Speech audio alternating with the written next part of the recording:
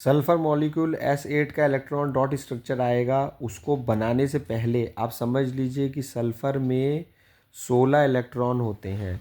देखिए पहली शेल में 2 इलेक्ट्रॉन होंगे, दूसरी में 8 होंगे और तीसरी में फिर 6 होंगे। देखिए 2 + 8 10 और 6 16।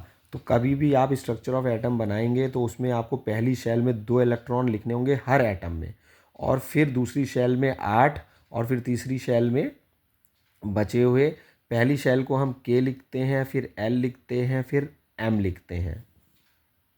सल्फ़र का एटॉमिक नंबर होता है 16, मतलब कि उसमें 16 इलेक्ट्रॉन होते हैं। और जनरली ये है कि जितना एटॉमिक नंबर होता है उससे दुगने से हल्का सा ज़्यादा एटॉमिक मास होता है। तो देखिए यहाँ पर एटॉमिक नंबर अगर 16 है तो एटॉमिक मास है 32.0, 16 दूनी 32। इलेक्ट्रॉन डॉट स्ट्रक्चर बनाएंगे आप S8 मॉलिक्यूल का इस तरीके से। देखिए जो वैलेंस शेल होती है उसमें सल्फ़र के पास में 6 इलेक्ट्रॉन होते हैं, मतलब कि जो लास्ट शेल होती है उसमें 6 इलेक्ट्रॉन होते हैं। और 6 इलेक्ट्रॉन में से जो अपने 2 इलेक्ट्रॉन हैं वो दूसरे सल्फ़र एटम से वो साझा कर लेता है, शेयर कर लेता है।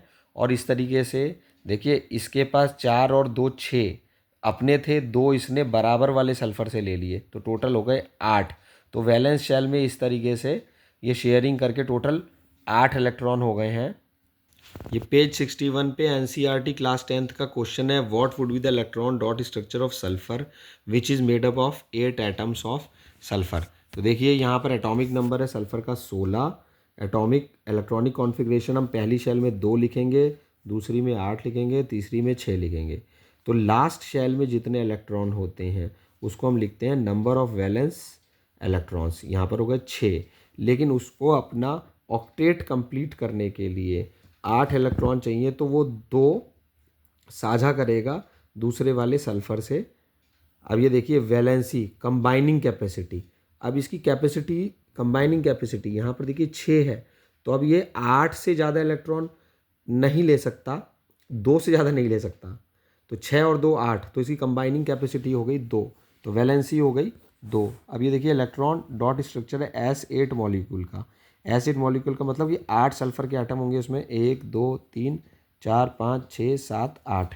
और यहाँ पर हर सल्फ़र के पास में जो ये S8 एटम है, S सल्फ़र एटम है, S8 तो मॉलिक्यूल है, जो सल्फ़र एटम है उसमें 6 इलेक्ट्रॉन अपने हैं, 1 2 3 4 5 6, और 2 उसने बराबर वाले सल्फ़र से साझा कर लिए।